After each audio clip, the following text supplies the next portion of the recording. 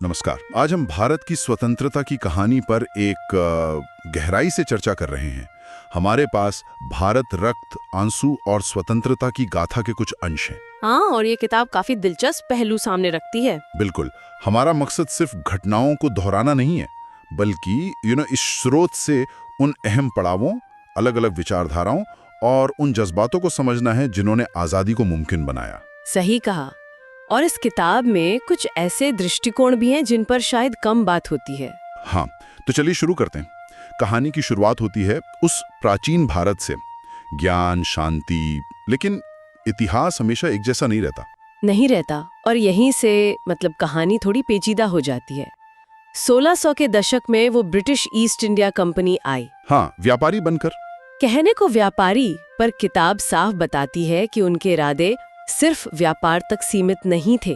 धीरे धीरे बड़ी चालाकी से उन्होंने रियासतों को खोखला करना शुरू किया। और वो सोने की चिड़िया वाला देश कैसे एक पिंजरे में कैद हो गया। देखिए, ये सिर्फ राजनीतिक कब्जा नहीं था। किताब इस बात पर जोर देती है कि ये एक पूरा आर्थिक शोषण का जाल था। किसानों पर लगान का बोझ इतना ज्यादा असहनीय था। बिल्कुल। हाँ, और कारीगरों का हुनर, उसे तो जैसे तोड़ ही दिया गया। किताब में बुनकरों के बारे में जो लिखा है वो बहुत मार्मिक है ना? कैसे उनकी उंगलियां तक काट दी जाती थी ताकि वो अंग्रेजी मिलों से मुकाबला न कर सके। लेकिन जुल्म की भी एक हद होती है। 1857 में मेरठ से वो चिंगारी उठी, बिल्कुल, जो फिर पूरे देश में फैल गई। हाँ। मंगल पांडे, रानी लक्ष्मीबाई, बेगम हजरत महल, तात्या टोपे, कितने ही नाम हैं। हाँ, अनगिनत। और इस किताब में इस विद्रोह को सिर्फ एक सैनिक बगावत नहीं माना गया है, इसे भारत के पहले संगठित स्वतंत्रता संग्राम की तरह देखा गया है। भले ही इसे बेरहमी से कुचल दिया गया। हाँ, कुचल दिया गया था, पर इसने वो बीज बो दिए थे। बिल्कुल। भविष्य के आंदोलनों की नींव रखी। इसकी गूंज बहुत दूर तक गई। सही कहा। और इसके बाद फिर सामने आए लाला लाजपत राय, बिपिन चंद्रपाल, बाल गंगाधर तिलक, और उनका वो नारा, स्वराज मेरा जन्मसिद्ध अधिकार है और मैं इसे लेकर रहूंगा। स्वराज मतलब अपना राज। हाँ, और यहीं से हमें स्वतंत्रता संग्राम के क्या कहते हैं अलग अलग रंग दिखने लगते हैं। किताब इस बात पर भी रोशनी डालती है कि कैसे नरम दल और गरम दल में सिर्फ तरीकों का फर्क नहीं था। अच्छा, और क्या था? मतलब ये इस पर भी निर्भर करता था कि अंग्रेजों की नीयत पर कितना भरोसा है या कितना अविश्वास। एक गहरा मतभेद था इस पर। दिलचस्प। और फिर मंच पर आए महात्मा गांधी। एक साधारण सी लाठी, खादी के कपड़े और हथियार, सत्य और अहिंसा, सत्याग्रह। हाँ, उनका असहयोग आंदोलन, मतलब अंग्रेजी संस्थानों, सामानों का पूरी तरह से बहिष्कार। और 1930 का वो नमक सत्याग्रह, डांडी मार्च। किताब बताती है कि उसकी ताकत सिर्फ नमक कानून तोड़ने में नहीं थी। किसमें थी फिर? इस बात में कि कैसे गांधी जी ने नमक जैसी रोजमर्रा की चीज के जरिए आम आदमी को, बिल्कुल आम इंसान को, आजादी की लड़ाई से सीधा जोड़ दिया। हाँ, ये तो था। और पूरी दुनिया में ब्रिटिश राज की जो नैतिक छवि थी ना, उस पर सवाल उठ गए। जबरदस्त असर हुआ इसका। लेकिन एक रास्ता और भी था, क्रांति का। भगत सिंह, राजगुरु, सुखदेव, चंद्रशेखर आजाद जैसे युवा। बिल्कुल। सोचिए, सिर्फ 23 साल की उम्र में भगत सिंह ने हंसते हुए फांसी को गले लगा लिया और कहा, वो मुझे मार सकते हैं, मेरे विचारों को नहीं। उनका नारा था, इनकलाब जिंदाबाद, क्रांति अमर रहे।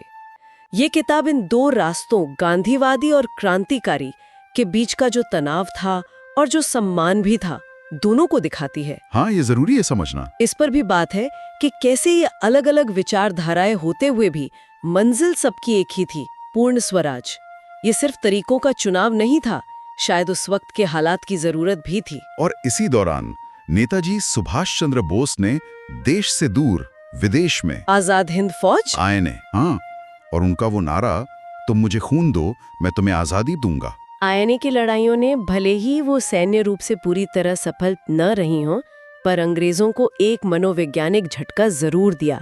किताब में जिक्र है कि कैसे आयने के सैनिकों पर चले मुकदमों ने भारत में राष्ट्रवाद की लहर को और तेज कर दिया था। सही। और फिर आया 1942, भारत छोड़ो आंदोलन। करो या मरो। हाँ, करो या मरो का नारा गूंजा। बड़े नेता तो सब जेल में थे, पर आम जनता सड़कों पर थी। वो एक स्वतः स्फूर्त जन आंदोलन था, लोगों ने खुद ही मोर्चा संभाल लिया था। इसने अंग्रेजी हुकूमत की कमर तोड़ दी। किताब में ऐसी बातें भी हैं कि कैसे छोटे कस्बों और गांवों तक में लोगों ने अपनी सरकारें बना ली थीं, चाहे कुछ दिनों के लिए ही सही। कमाल है, आखिरकार अंग्रेजों को जाना पड़ा, लेकिन जाते जाते वो बंटवारे का, विभाजन का एक गहरा जख्म दे गए। हाँ, एक बहुत भारी कीमत चुकानी पड़ी आजादी की। लाखों लोग बेघर हुए, दंगे हुए। इतिहास का शायद सबसे बड़ा विस्थापन था वो। बहुत दुखद। किताब उन त्रासदियों के व्यक्तिगत अनुभवों पर भी ध्यान देती है। वो हमें याद दिलाते हैं कि आजादी के साथ कितना दर्द जुड़ा था, पर इन्हीं आंसुओं के बीच से नए राष्ट्र का जन्म हुआ। और फिर 14 अगस्त 1947 की आधी रात, पंडित नेहरू की वो आवाज। आधी रात के स्ट्रोक पर जब दुनिया सो रही होगी, भारत जीवन और स्वतंत्रता के लिए जागेगा। लाल किले पर तिरंगा लहराया, हवा में जय हिंद के नारे गूंज उठे। वो एक ऐतिहासिक पल था, लेकिन ये याद रखना बहुत जरूरी है, और किताब भी ये बात कहती है कि ये आजादी किसी एक इंसान या किसी एक समूह की जीत नहीं थी। नहीं, बिल्कुल नहीं। ये करोड़ों गुमनाम लोगों के बलिदान का, उनके सपनों का, उनके संघर्षों का नतीजा थी।